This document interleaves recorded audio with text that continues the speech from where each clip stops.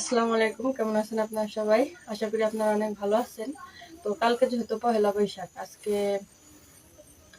আমরা যেহেতু প্রতিদিন সন্ধ্যার সময় ভাত রান্না করি রাতেরটা, এর জন্য আজকে বেশি করে চাল দিছি, যাতে রাতে খাওয়ার পরে ভাত থেকে যায়, পানিতে রাখবো, ওগুলা কালকে সকালে খাবো। এর জন্য চালগুলো আমি ধুয়ে নিচ্ছি, এখন আর কি ভাত রান্না করবো।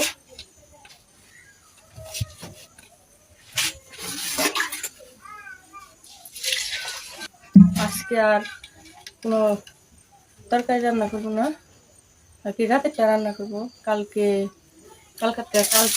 যেহেতু কালকে সকালে পান্তা ভাত খাবো, এর জন্য।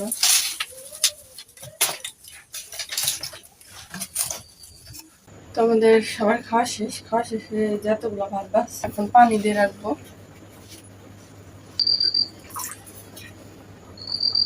এই ভাতই আমরা কালকে সকালে খাবো। তো সবাইকে শুভ নববর্ষের শুভেচ্ছা।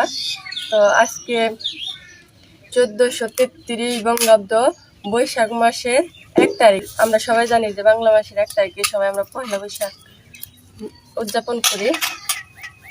আজকে আমরাও তাই করতেছি, ইলিশ পান্তা করবো। ইলিশ মাছের আঁশ ছাড়ানো শেষ, কাইটে নিয়ে রান্না করবো। তো আপনারা হয়তো জানেন যে পান্তা ভাত খাওয়ার স্বাদ হলো অন্যরকম। তো আমিও তাই করছি, যে কালকে ভাত রান্না করছি, ভাত রান্না করে পানি দিয়ে রাখছি, এই আজকে খাবো।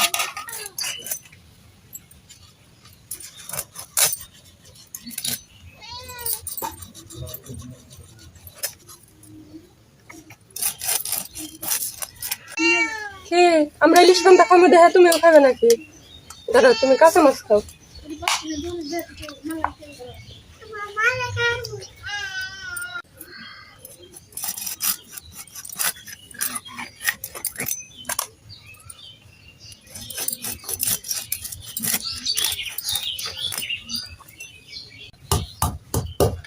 মাছ ভাজতে এসে দেখলাম যে হলুদ শেষ হয়ে গেছে, মরিচের গুঁড়াও আছে অল্প একটু, তাই ভাবলাম যে একটু শিল্পাটায় বাইটে তারপরে ইলিশ মাছ ভাজি করি।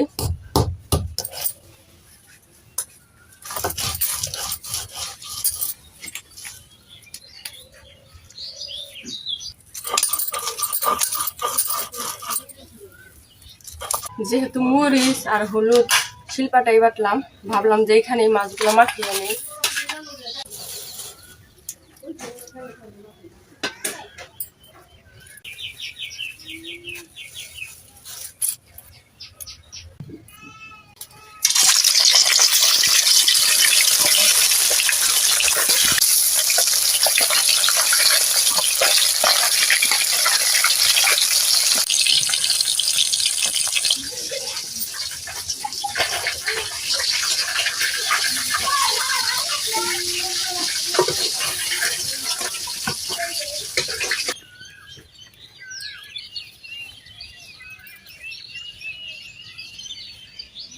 পান্তা ভাত খাবার পেঁয়াজ ছাড়া কি হয়, এর জন্য পেঁয়াজ খেতে আসলাম। পেঁয়াজ নেওয়ার জন্য প্রচুর ঘাস হয়েছে, খুঁজে নেওয়া লাগে।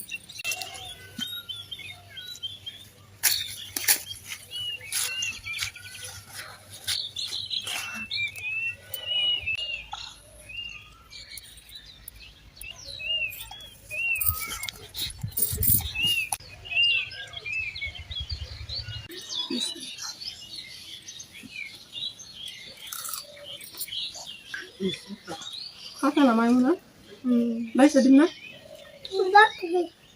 মাছ কি মজা না? পেঁয়াজ মজা, পেঁয়াজ দিয়ে ভাত মজা লাগে না, মাছ দিয়ে মজা লাগে।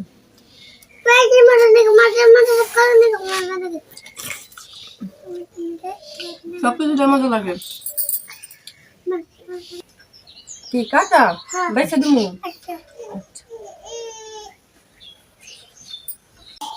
সবাইকে নববর্ষের শুভেচ্ছা। তো সবার শুভ নববর্ষ সুন্দরভাবে কাটুক, এই দোয়াই করি। তো আলহামদুলিল্লাহ আমরা সকালবেলা পালিশ খাইলাম।